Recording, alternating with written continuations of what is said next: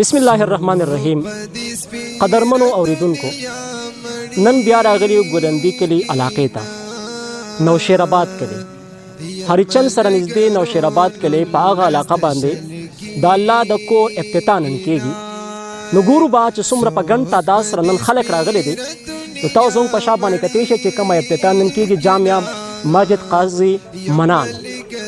نو موږ به مخکې ورځو، هغې سره به میلاویږو. نو راځئ مون سره.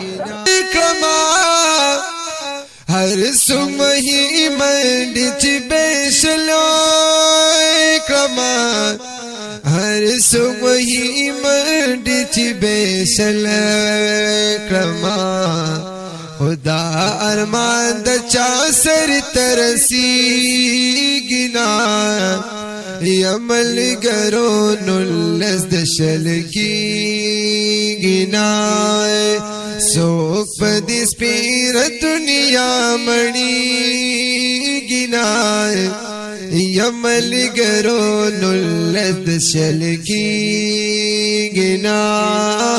من الشیطان الرجیم. بسم الله الرحمن الرحیم. زمونږه د دې علاقې چې کله مونږ د دې کچ کو، نو د دې کسان مونږ راغلل. اوس زه حیران یم چې دغه فرشتې وي او که انسانان وو. قارون تدریب رتا واخلا هغوی ما له راغلل چې یاره دلته مونږ له د مدرسې دغه دپاره جومات دپاره یو 10 منډې ځای دا کې مونږ دغې فرش باندې مونځ کوو. چې ما دا واورېدل نو هغه وخت ورته ما ووي چې نه انشاءالله زه به تاسو له جومات دپاره ځای هم در کوم او جوړوم دیم. بس دا زما یو خواهش او دغه تمنا و، په هغې وخت کې مې دغه وکړو، ای باندې د فرشتو د طرفه امین شوی وم. بیا څو ورځې پس د هغې هغه تګ و دو چې دی هغه په زړه کې زیاتېده. بیا مونږ راغلو، دا ځای مو کتو.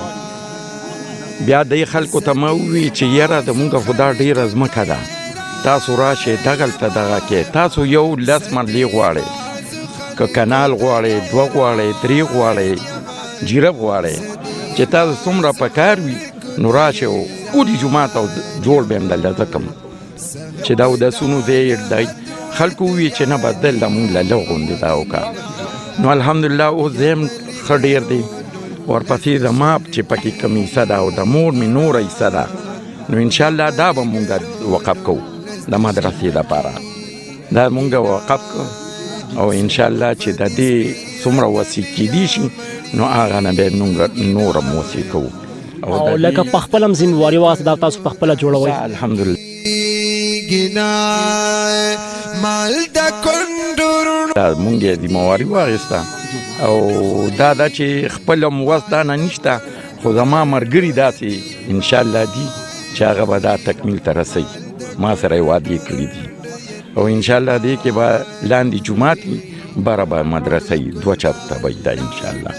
حاجي صاحب مبارک شي.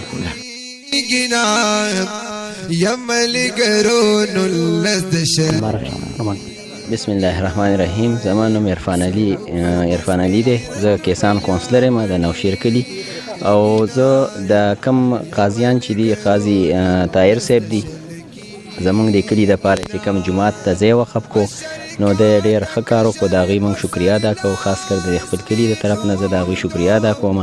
زمونږ کلی د جومات په دغه باندې ډېر کمزوری و. زمونږ د کلي والا به د خوړ غاړې ته به یې مونځونه کول، جومات ورته نږدې نه و. نو ښه وه بس دوی دا ځای کې چې کم دی نو د خپلې حصې نه څه ځای د جومات لپاره وقف کړی دی. نو د هغې مونږ ډېره شکریه ادا کوو چې دې ته یې دا ځای وقف کړو. او باقي زه د خپلو ملګرو ته دا وایم چې چا هم وس کېږي، په دې ویډیو باندې به یو نمبر ورکړی کېږي چې هغې کې تاسو خپل تعاون وکئ، او انشاءالله دا به ټولو په تعاون باندې جوړېږي انشاءالله. ډېره مننه. الحمد لله وحده والصلاة والسلام على من لا نبي بعد، أما بعد فأعوذ بالله من الشيطان الرجيم. بسم الله الرحمن الرحيم.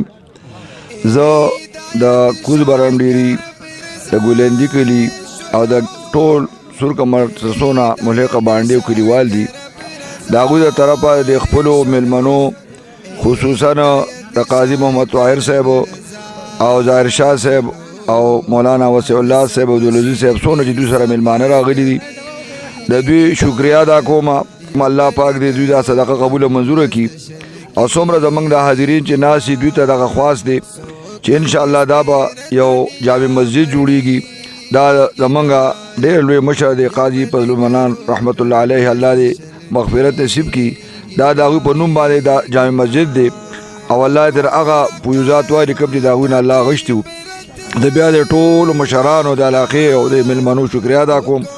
بسم الله الرحمن الرحیم.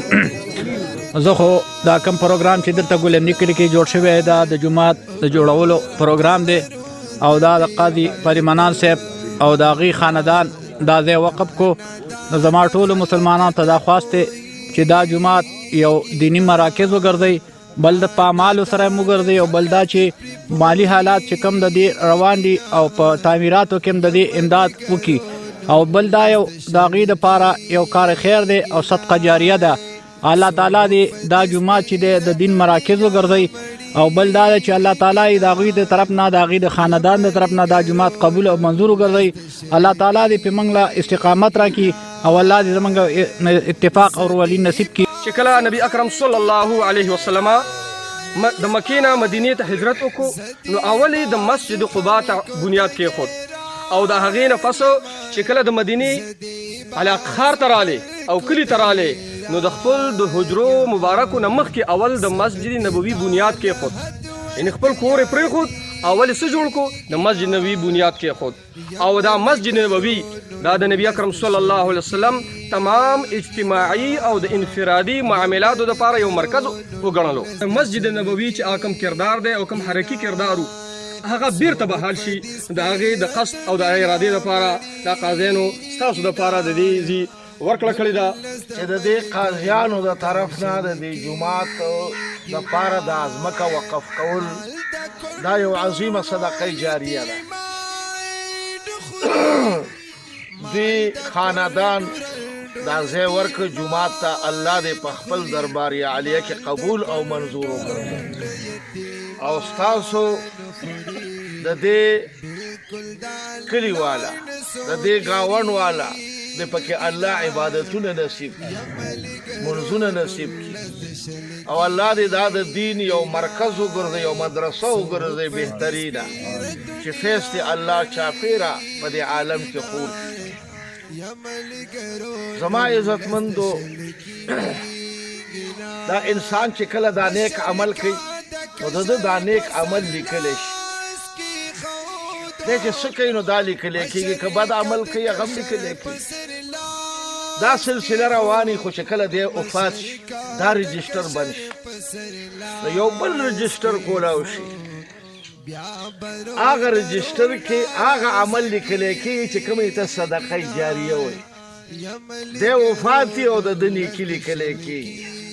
مثال کې د هغې صدقه جاریې نه یو جومات جوړول په هغې کې یو جومات جوړول یا ملګرو نو لز د شل کېږي